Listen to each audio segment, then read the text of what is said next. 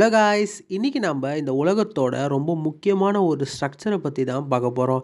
அது என்னன்னா சைனாவில் இருக்கிற கிரேட் வால் தாங்க. இன்னைக்கு நம்ம இந்த கிரேட் வால் ஆஃப் சைனாவோட ஃபேக்ட்ஸையும் மித்ஸையும் தான் கம்பேர் பண்ணி பார்க்க போகிறோம். வாங்க வீடியோக்குள்ளே போகலாம்.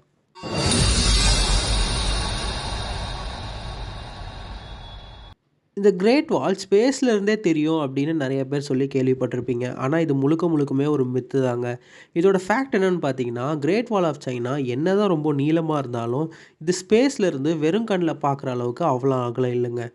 அதுவும் ஆஸ்ட்ரோனட்ஸ்லாம் என்ன சொல்கிறாங்கன்னு பார்த்தீங்கன்னா, இந்த கிரேட் வால் ஆஃப் சைனா ஸ்பேஸ்ல இருந்து பார்க்கும்போது பக்கத்தில் இருக்கிற நிலப்பரப்பு கூடலாம் பிளெண்ட் ஆகி சுத்தமாக தெரியாது அப்படின்னு சொல்கிறாங்க.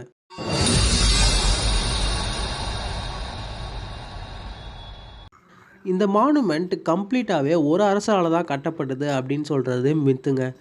இதோட ஃபேக்ட் என்னன்னு பார்த்தீங்கன்னா, இது வந்து ஒரு அரசரால கட்டப்பட்டது இல்ல. அதுக்கு பதிலா நெறைய காலகட்டத்தில குயின், ஹாங், மிங் இப்படின்னு நெறைய அரசர்களால கட்டப்பட்டது. ஸோ அப்படி பார்த்தா ஒவ்வொரு அரசாட்சியுமே இந்த great wall of China expand பண்ணதுக்கும், உறுதியாக்குறதுக்கும் அவங்களோட பங்க செஞ்சிருக்காங்கன்னே சொல்லலாம். அதுவும் இந்த கிரேட் வால் ஆஃப் சைனாவ சோல்ஜர்ஸ், பிரிசனர்ஸ் அப்படிலாம் பல பேர வச்சு கட்டியிருக்காங்க.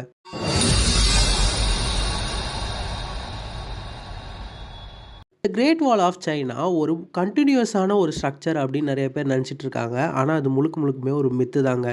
இதோட ஃபேக்ட் என்னென்னு பார்த்தீங்கன்னா, இது பலவிதமான வால்ஸையும் பலவிதமான மெட்டீரியல்ஸையும் வச்சு செக்ஷன் செக்ஷனாக கட்டியிருக்கிறத நம்ம ஈஸியாகவே கவனிக்க முடியும்.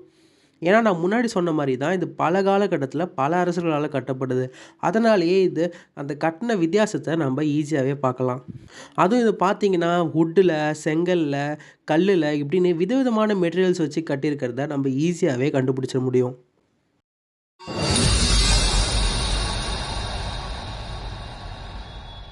இந்த கிரேட் வால் இம்மூவபிள், அதாவது அசைச்சிக்க முடியாது, எதுவுமே டேமேஜ் ஆகாது அப்படின்னு சொல்லி கேள்விப்பட்டிருப்பீங்க. ஆனால் இது ஒரு மித்து தாங்க. இதோட ஃபேக்ட் என்னென்னு பார்த்தீங்கன்னா, ரியாலிட்டியில் நிறைய செக்ஷனில், அதாவது இந்த கட்டின செக்ஷனில் வெதராலையும் எரோஷனாலையும் டேமேஜ் ஆகிட்டு தான் வந்துகிட்ருக்கு.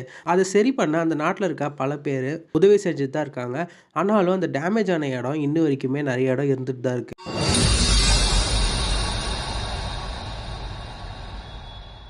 இந்த கிரேட் வாலு டிஃபென்ஸுக்கு மட்டும் கட்டினது அப்படின்னு நிறைய பேர் சொல்லி கேள்விப்பட்டிருப்பீங்க. ஆனால் அது ஒரு மித்து தாங்க. இந்த ஃபேக்ட் என்னென்னு பார்த்தீங்கன்னா, இந்த கிரேட் வால் ஆஃப் சைனா வெறும் டிஃபென்ஸுக்கு மட்டும் கட்டினதில்ல. அதுக்கு பதிலாக பல விஷயத்துக்கும் யூஸ் பண்ணிட்டு தான் இருந்திருக்காங்க அந்த காலத்தில்.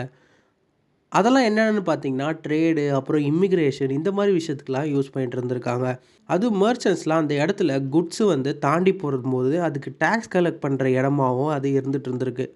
ஓகே காய்ஸ், இந்த வீடியோ உங்களுக்கு பிடிச்சிருந்தா லைக் பண்ணிடுங்க. அடுத்த ஒரு வீடியோவில் பார்க்குறேன். பாய்.